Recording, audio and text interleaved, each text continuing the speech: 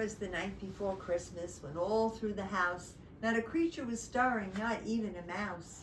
The stockings were hung by the chimney with care, in hopes that St. Nicholas soon would be there. The children were nestled, all snug in their beds, while visions of sugar plums danced in their heads. And Mama in her kerchief and I in my cap had just settled down for a long winter's nap. When out on the lawn there rose such a clatter, I sprang from my bed to see what was the matter. Away to the window I flew like a flash. I tore open the shutters and threw up the sash. The moon on the breast of the new fallen snow gave a luster of midday to objects below. What to my wondering eyes should appear but a miniature sleigh and 8 tiny reindeer. With a little old driver so lively and quick, I knew in a moment it must be St. Nick. More rapid than eagles, his coursers they came, and he whistled and shouted and called them by name. Now Dasher, now Dancer, now Prancer and Vixen, oh Comet, on Cupid, on Donner and Blitzen. To the top of the porch, to the top of the wall, now dash away, dash away, dash away all. As dry leaves before the wild hurricane fly, when they meet with an obstacle, mount to the sky. So up to the housetop the coursers they flew, with a sleigh full of toys, and St. Nicholas too. And then in a twinkling I heard on the roof the prancing and pouring of each little hoof. As I drew in my head and was turning around, down the chimney St. Nicholas came with a bound.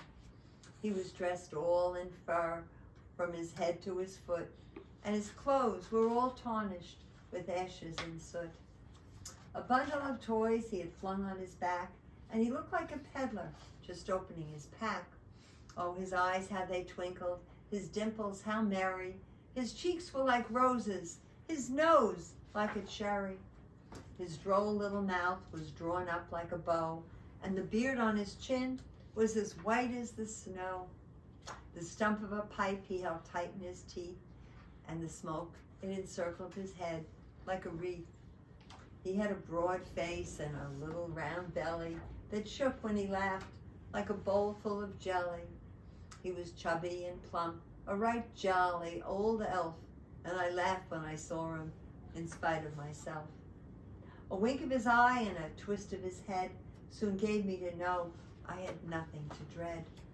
He spoke not a word, but went straight to his work, and he filled all the stockings, and then he turned with a jerk, and laying his fingers aside of his nose, and giving a nod, up the chimney he rose. He sprang to his sleigh, and to his team gave a whistle, and away they all flew, like the down of a thistle. But I heard him exclaim as he drove out of sight, "Merry Christmas to all, and to all a good night." Ah, what a great, great story. Wonderful. And shall we sing Merry Christmas? Why not, right? And let's make it half and half. I'm sure all our regulars are out there watching. I hope they have a wonderful, wonderful, wonderful holiday, whether it's Riley and Jolene and Alice and Molly and Teddy, baby Harry, all the way up in Woodstock, and Bevy and Henry, yes. Maybe for Vanilla, I think maybe it could be Graham and Audrey and Lila. I think so.